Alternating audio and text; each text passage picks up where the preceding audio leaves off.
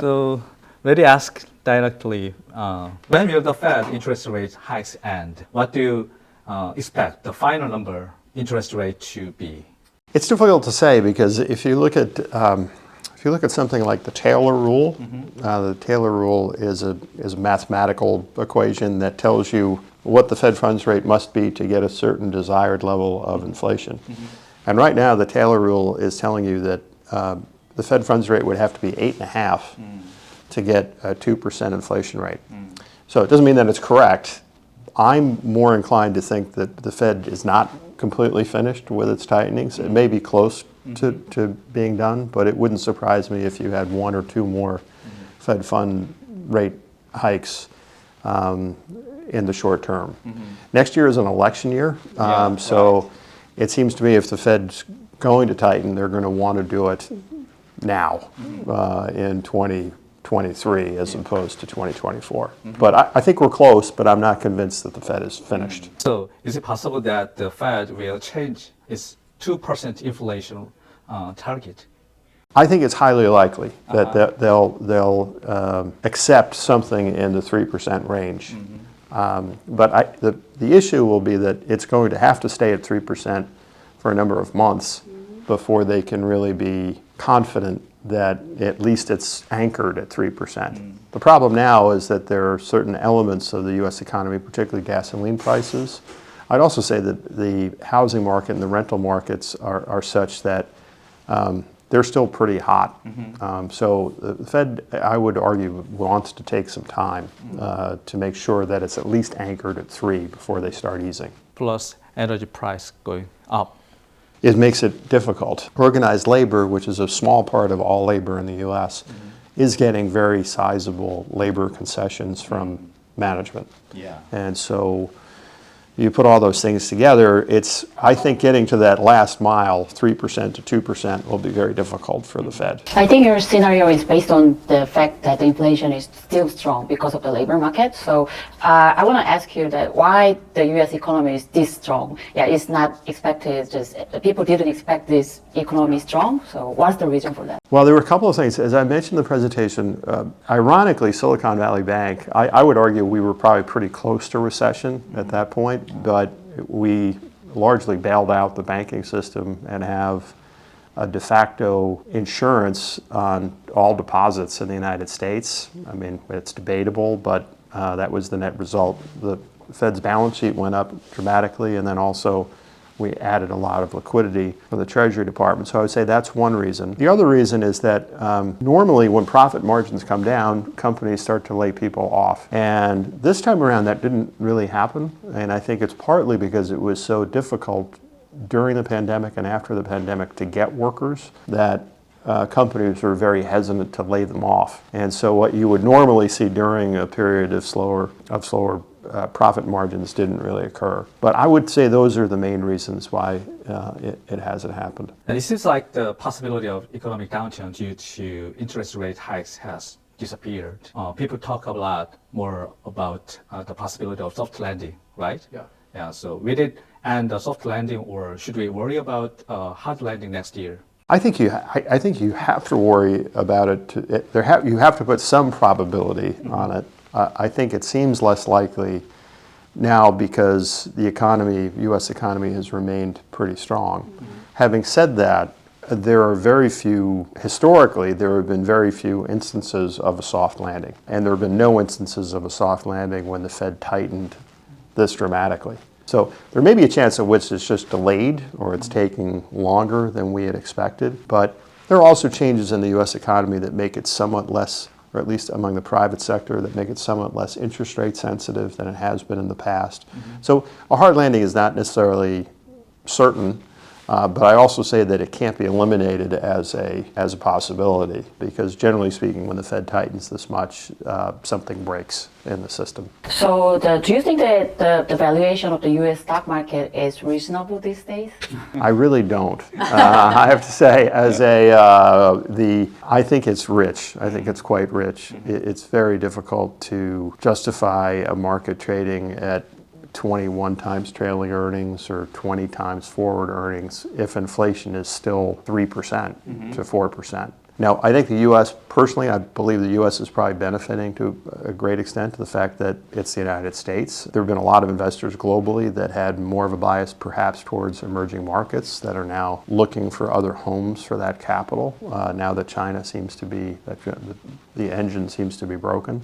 Again, historically, it's generally difficult to make a lot of money in the market when the market's trading at this level in the future when the market's trading at these levels. So at a minimum, I think the forward returns will be less. I think the treasury market is unstable these days compared to the stock market, and so they are really worrying about the quantity tightening, so especially the November's Fed's meeting. So do you think that this rate is peak of the treasury yield, or it could be the higher than this? I think it could easily be higher. And of course, some of it depends on what your outlook is for inflation. But let's say the best you're going to get is 3%. Inflation over the next cycle. Generally speaking, the spread between the 10-year Treasury yield and inflation is about 200 basis points. So that would suggest the 10-year Treasury yield should move more towards 5.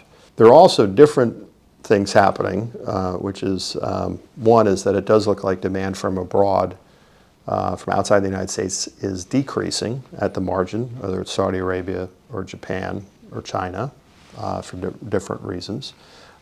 So there's perhaps less foreign demand. And then lastly, I would say the U.S. has very little fiscal discipline right now, and we're running a budget deficit that's over 5% of GDP at a period of time when we have full employment.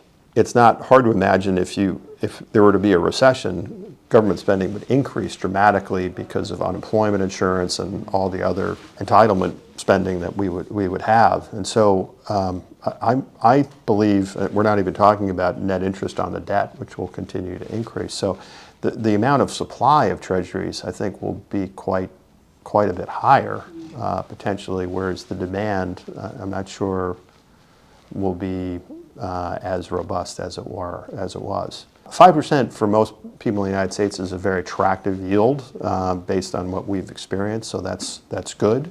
So I'm not expecting a disaster, but for the long end of the curve, the U.S. might need to pay more to attract people for longer-term debt. Let's talk about the oil prices. The oil prices going up, and do you think the rise in oil prices will continue? I think at a minimum they're going to stay high, and oil supplies are going to stay tight. In the United States, we have, the Biden administration is not a particularly big fan of the fossil fuel industry and has increased regulations quite dramatically. Deglobalization proceeding to the extent to which I would say Saudi Arabia perhaps is not as strong an ally of the United States as it might have been in the past 30 years. And so if you look at OPEC and OPEC Plus, it seems pretty clear that they're going to continue to keep oil supplies tight. It seems to me that oil prices will stay higher.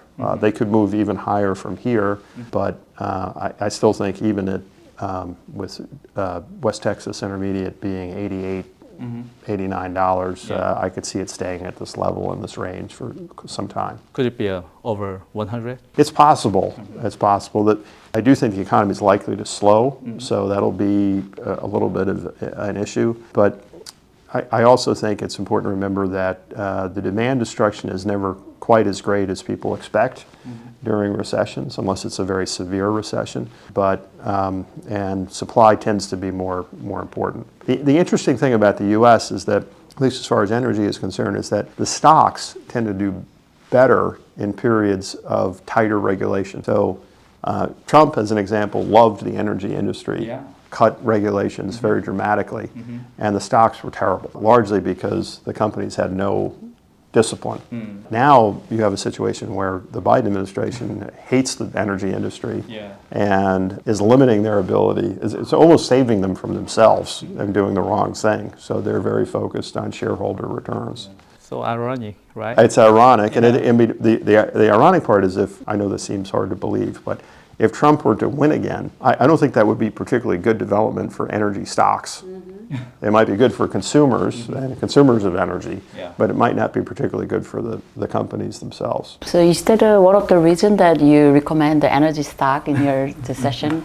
Yeah, right. Yeah, exactly. I think that it's. I've never seen anything, particularly as it relates to EV, electric vehicles, and the political elite, their view of the importance of EV and EV now, and where the consumer is, at least, and the population and the constituents are. Where in the United States, at least, I would say the politicians have generally, on the Democratic side, have a very strong view about this, whereas the consumers are not particularly interested or they need very large incentives for them to buy electric vehicles. And so I'm not convinced that it's going to be as strong an agent for lower dependence upon fossil fuels as people expect. And also the oil price is related to the dollar index as well, because the Fed are gonna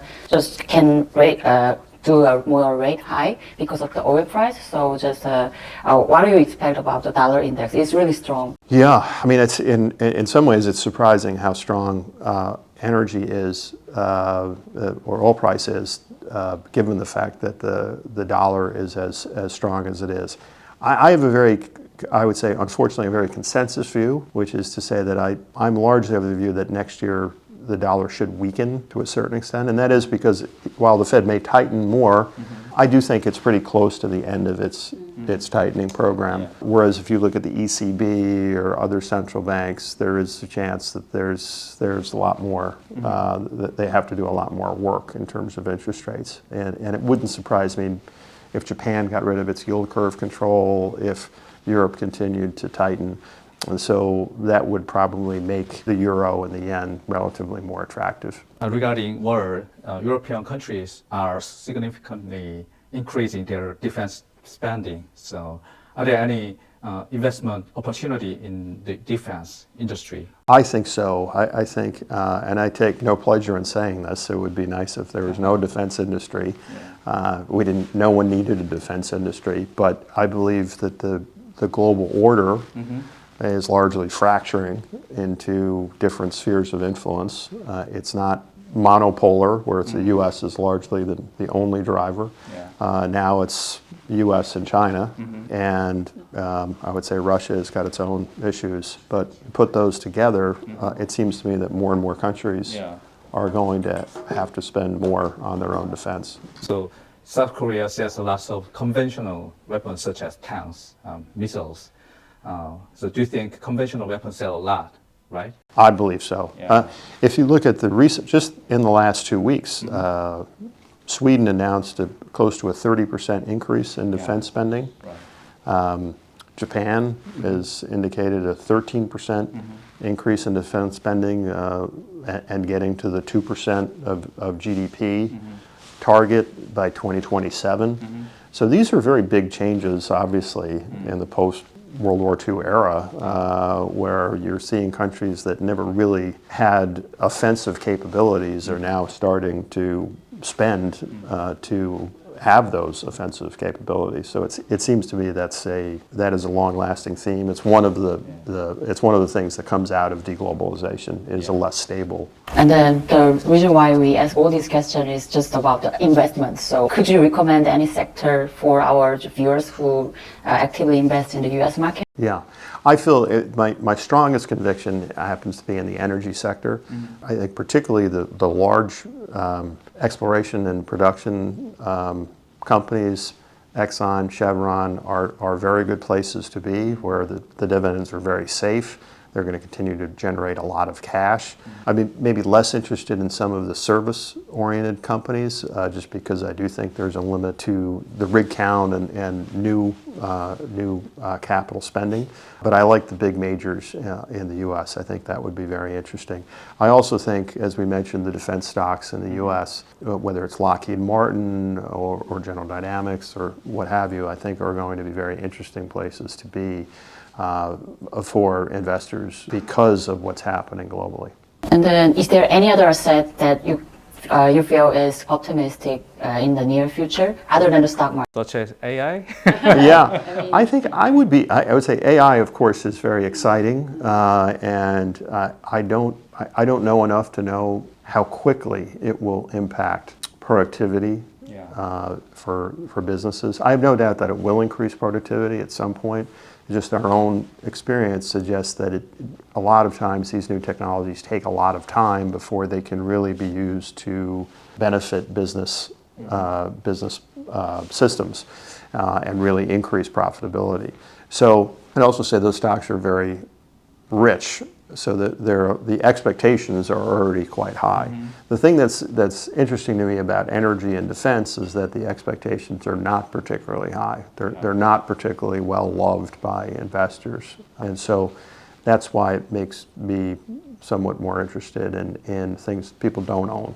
And what about the next earnings season? Because the last earnings season was pretty good, better than expected, but is the third quarter earning is upcoming. So how do you expect about the S&P company? Well, there's a couple of things going on. I would say that it was pretty good, although we've had 3 quarters in a row of a decline in earnings. And I'd also say there is a difference between net income and earnings per share, which is to say that the net income looked worse. Part of the reason why the earnings per share is looking better is that the share count is going down. So earnings are clearly weaker. It wouldn't surprise me if third quarter were actually pretty good, just because it looks like economic activity is surprising to the upside, particularly with consumer spending.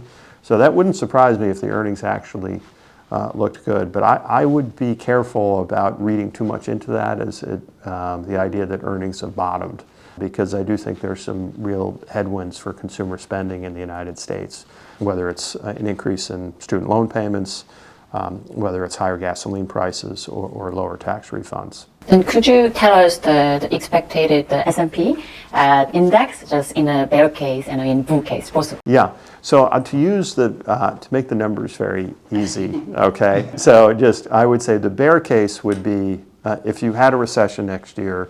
Generally speaking, earnings fall, depending on where inflation is, but let's say somewhere between 10 and 20%. So let's say that earnings next year are about $200 next year, and you put an 18 multiple on that. That would give me a downside of 3,600. The issue is that if I take the expectations for earnings as it stands right now, which are very optimistic from the sell side at $247, and I put a 19 multiple on that, that gives me 4,600. 4,600. So the risk reward, in my opinion, is not particularly favorable, which is to say, if everything goes right, the market, it seems to be fairly priced right now, if everything goes perfectly. But if things don't go so perfectly, the downside is more meaningful. Yeah, not much upside. There's not much upside, and I think there's more risk to the downside. Yeah, then is there any other assets other than the stock market that you think is optimistic or promising? We talked a little bit about this about energy, but I do think there's a couple of things I would say for big institutional investors that have a wide variety of assets. I would be very careful in adding exposure to private equity, just because private equity really depends a lot on free money, or has benefited a lot from free money or quantitative easing, and now it will not have that benefit. Long-short hedge funds are somewhat more interesting to me, because the dispersion in returns is likely to be greater, because more companies will get into trouble with higher interest rates. I'd also say having some exposure to hard assets in general, commodities in general, is probably not a bad idea. Gold would be another place where, let's say I like gold a lot better than I like Bitcoin or crypto. If you want to diversify your currency holdings, I think that would be a better place to be. As you mentioned, if more factories are built in the United States because of onshoring, the number of factories in Asian countries, including Korea, is likely to decrease. So could the economy growth rate of Asian countries decline? I don't know enough to say. I think it's certainly possible. I would also say the U.S. It will take just as it took a lot of time to deindustrialize the United States. It will take a lot of time to industrialize the United States, because we're missing some of the skills, and we don't have enough people that are unemployed, right? So I think that could be a natural consequence, but I don't suspect that will happen overnight. I think that will unfold over a number of years if that were to happen. It could be a decade or Could be a decade. And I think the U.S. is such that its manufacturing is going to have to be in very high end, just because of the costs associated with the labor and the costs of production there. It's hard to see the U.S. developing kind of more, let's say, more traditional manufacturing industries as they had in the 70s, or something, metal bending or things along those lines. I think those jobs are unlikely to come back. The U.S. hopefully will start to develop more manufacturing that is more akin to what you might see in Germany, where it's very high-end capital goods production that requires some specialty and special knowledge. What do you think about emerging markets? You're pessimistic about U.S. market. How about emerging markets? Yeah, it's certainly not an area of expertise for me, but I remain skeptical about China. It wouldn't surprise me if there was a rally there just because the stocks are so washed out. But I think there are a lot of questions in the U.S. about how investable China really is because of things like property rights and human rights and the VIE structure, and there's a whole host of things that people worry How about. about other emerging markets? Yeah, I think I would focus on countries, generally speaking, that are net exporters of commodities. To me, those are going to be more interesting than net importers. So I would be less inclined to go towards, I know a lot of people are getting very enamored of India right now. I know the stocks have done well, but I'd be more inclined to focus on Brazil, perhaps, or other countries that are net exporters of commodities. That, in this economic environment, that seems to me to make more sense. Thank you very much. Thank you. By the way, who win the presidential election? Boy, I don't know. It's amazing. You know, we have 330 million people in the United States, and we're left with Joe Biden and Donald Trump.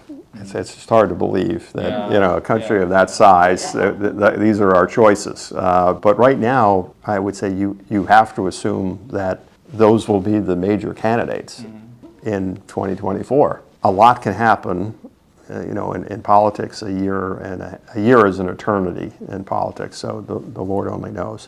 If those are the two candidates, I would say that Donald Trump probably has a better chance than people think. Where it was seen as almost inconceivable that he could possibly win. And even today, there are very many people, because he's facing 4 indictments, there are very many people that think he has no chance. To the extent to which the people get to decide, he has a chance. While it may seem unlikely, I think that it's not unheard of. It's not beyond the possibility, the potential of him winning again. Feels really strong. Yeah. Well, I don't know if you saw, he went to, in the United States, college football is very big. It's very, very big thing.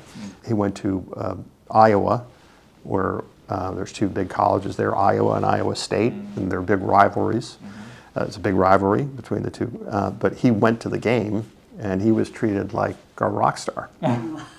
People were chanting USA, and it was kind of remarkable. He was given this kind of hero's welcome.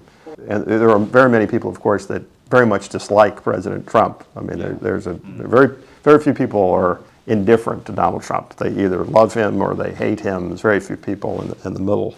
For the people that hate him, no one can quite believe that he's still this popular, but he is very, very popular. Yeah, I remember that he had a kind of car parade when he went to the court in New York City. Yeah, exactly right. Yeah, so it's interesting.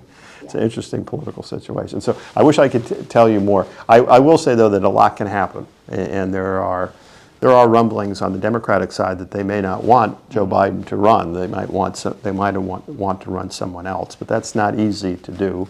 And then on the Republican side, you haven't had any of the primaries yet, so we'll see. Right now, it seems like Trump will win easily, according to the polls, but you don't know until you actually have those contests. Yeah. In the case that the Trump won in the next election, the EV or the renewable energy, which is related to the IRA role, then that stock market is okay, or it could be unstable. I think that would be a lot more unstable. I think that Inflation Reduction Act, it would be difficult to stop the money from being spent, The support for electric vehicles in general would not be anywhere near where it is now. They're just, because it would be hard to find an administration that's more pro-EV than the Biden administration. President Trump has a very different view of that and very much wants to use our fossil fuel resources as a source of strength, economic strength.